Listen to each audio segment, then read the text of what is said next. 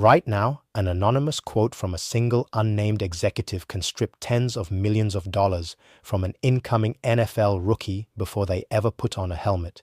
But Shedeur Sanders just exposed the entire system and burned the traditional media playbook to the ground. For half a century, front offices and legacy journalists used targeted leaks to tank draft stock, manipulate contract negotiations, and force players into silence. Yet, Shedeur's relentless direct-to-audience counterattacks have triggered a silent panic across the league. This isn't just about sports drama. It is a high-stakes financial war that is actively forcing top sports agencies to rewrite representation contracts, terrifying NFL general managers, and permanently killing the era of passive athlete media training.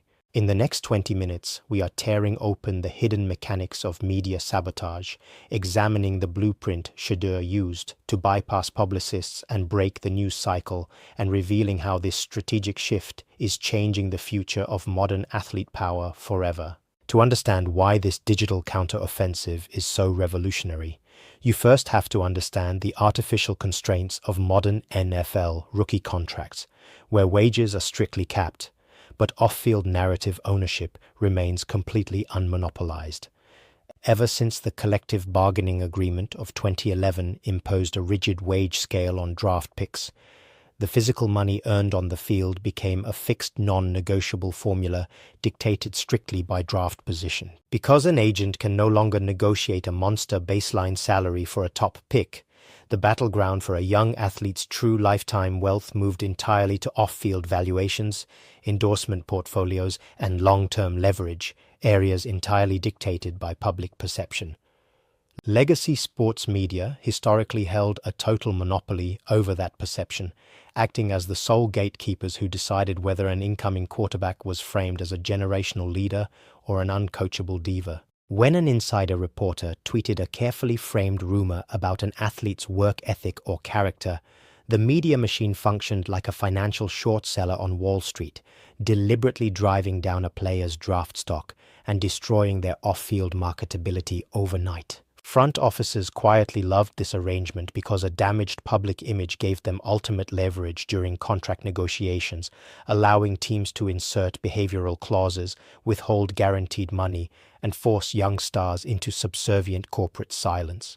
For decades, traditional sports agencies played along with this toxic dynamic through access journalism, encouraging their elite clients to remain polite, give bland corporate answers, and rely on legacy media outlets to protect their public image. That passive strategy created a structural vulnerability where athletes handed full control of their professional equity over to journalists who prioritized league access over journalistic truth. What makes Shedeur Sanders' refusal to play by these legacy rules so historically significant is that he identified this exact flaw in the system and realized that while the NFL strictly controls wage slots, no league rule can legally strip an athlete of their direct distribution channels. By treating his personal platform, brand streams, and social commentary as an independent media network, Sanders bypassed the traditional PR filter entirely, turning narrative management into a real-time, direct-to-consumer warfare model. When false narratives or strategic media hits were launched against him during the pre-draft process, he didn't issue a sanitized, agent-approved corporate press release 24 hours later. He disproved the lies instantly on his own terms, using raw, unedited footage to paralyze the media cycle before it could gain traction. In doing so, Sanders proved that the modern athlete no longer needs legacy journalists to communicate their value to the world, systematically dismantling a 50-year-old media industrial complex that relied on controlling player narratives for leverage.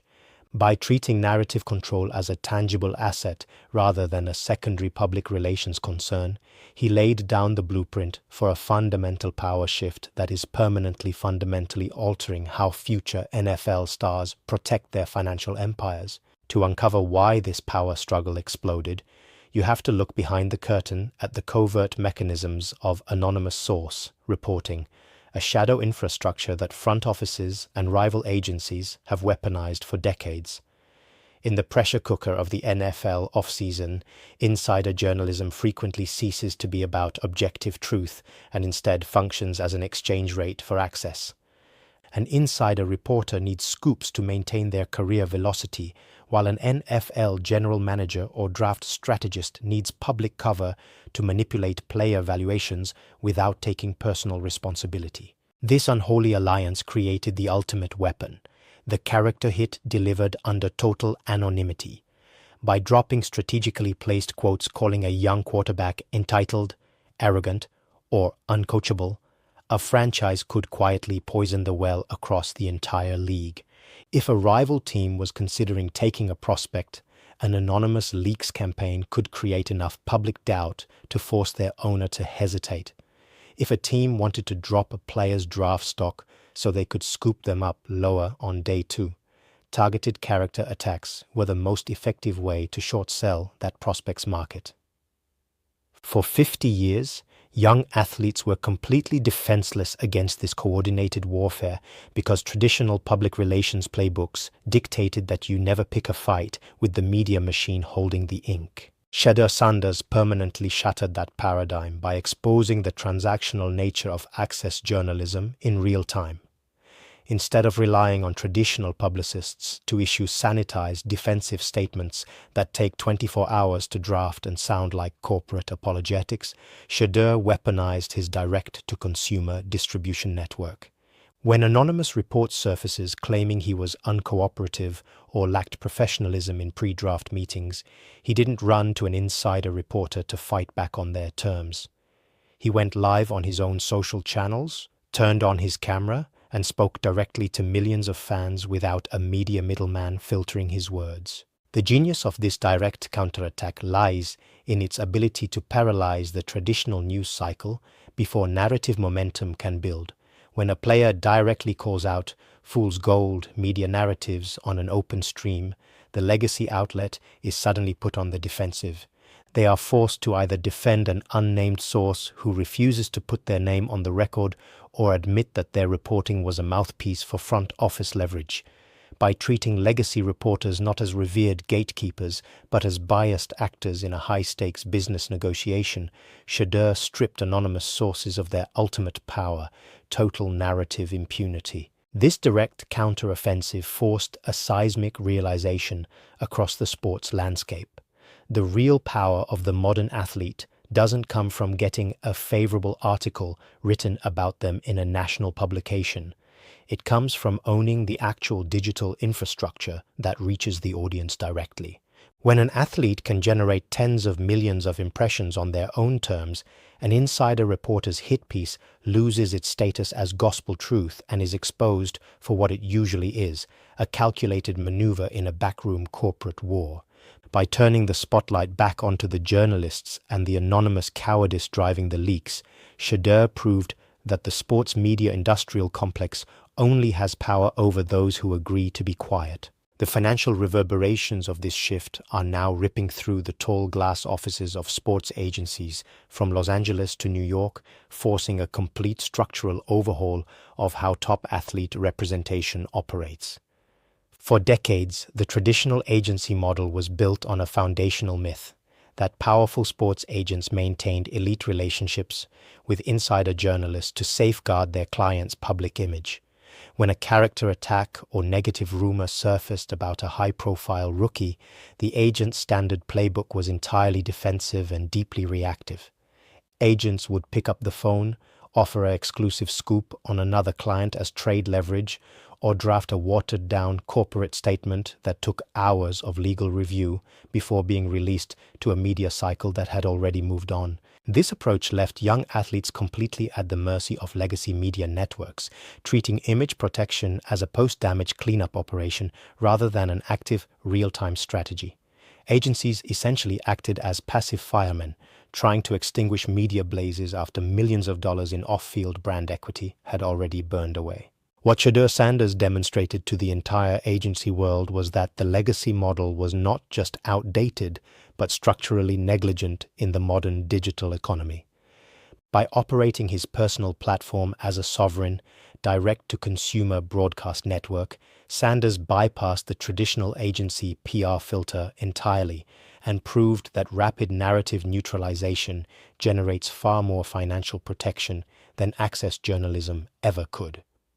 When an unverified report hits the internet, every hour it lingers without a direct counter-narrative bleeds tangible value from a young star's personal brand, equity deals, and endorsement negotiations. Modern agents watched Shedeur paralyze legacy news cycles in minutes simply by going live and speaking directly to his audience, realizing that their reliance on traditional press releases was costing their clients millions in unmonopolized off-field valuation. As a direct result of the Shedeur precedent, forward-thinking sports agencies are now studying his direct-to-consumer infrastructure and rewriting their standard representation agreements from scratch.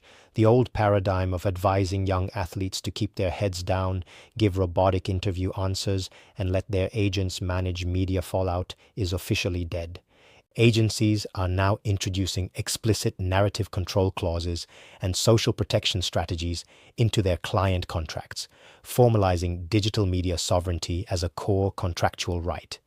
Instead of treating social media as a secondary promotional tool or a liability to be managed by a publicist, these new agreements treat an athlete's personal platform as a primary shield against media manipulation, establishing strict rapid response protocols to counter false reporting the moment it surfaces.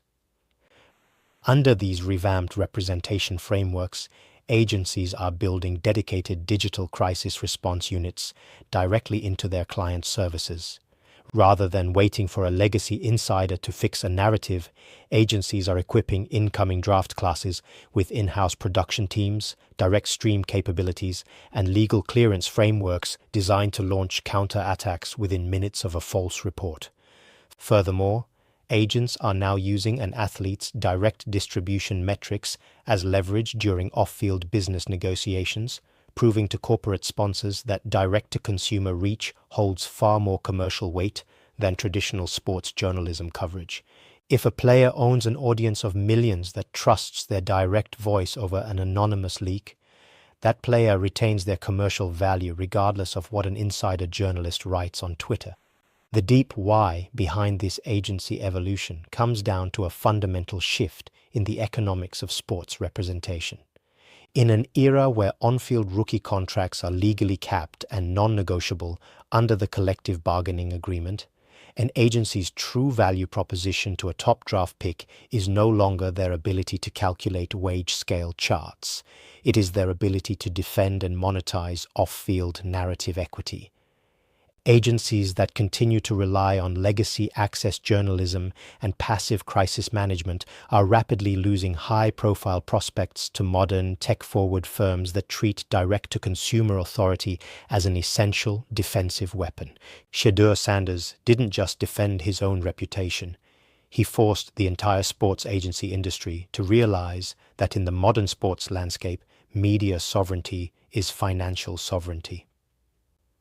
This direct-to-consumer warfare model has ignited a fierce, silent resistance inside NFL front offices, where general managers and football operations executives view media-sovereign athletes as a fundamental threat to corporate control.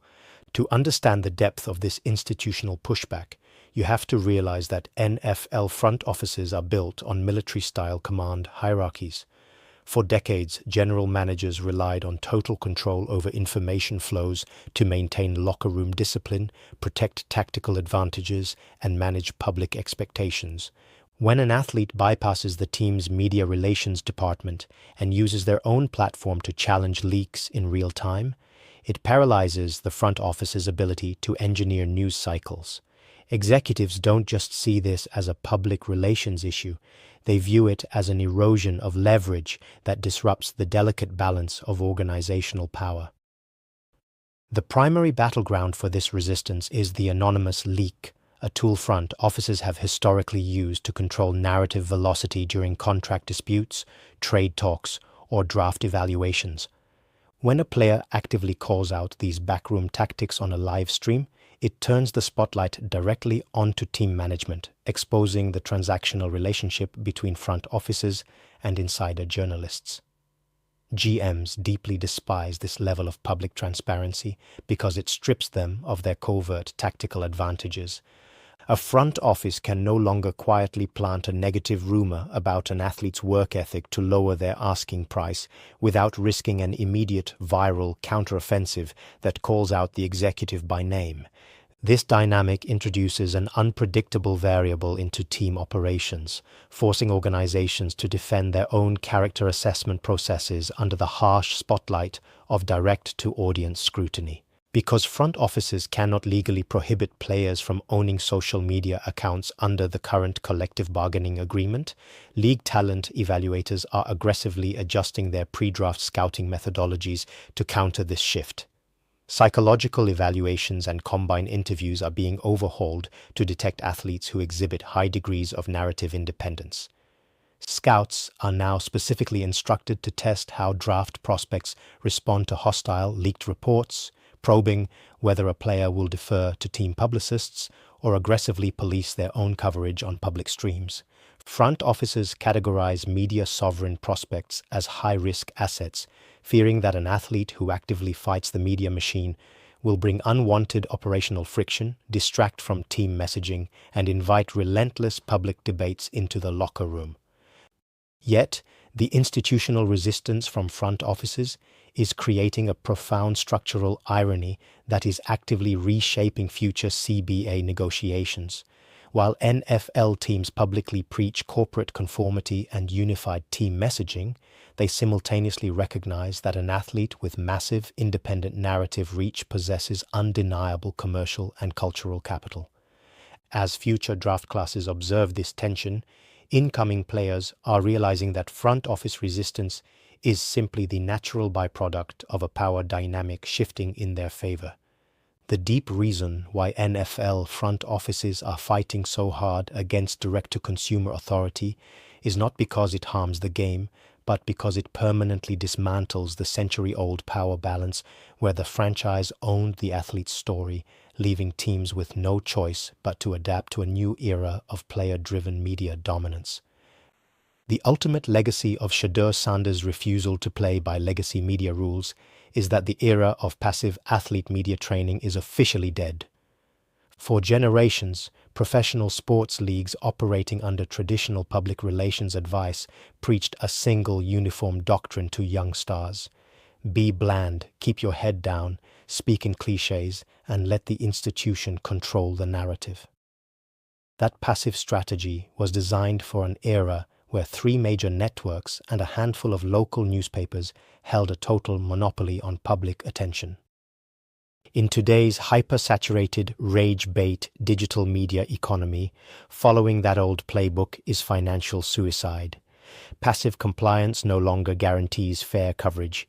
It simply leaves an athlete completely undefended when a high-traffic outlet decides to weaponize an anonymous rumor for clicks or front office leverage.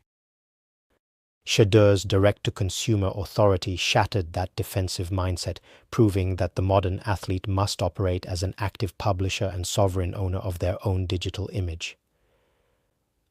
By turning his personal platform into an instantaneous counter-narrative network, Shedeur provided incoming draft classes with a masterclass on how to survive modern sports journalism.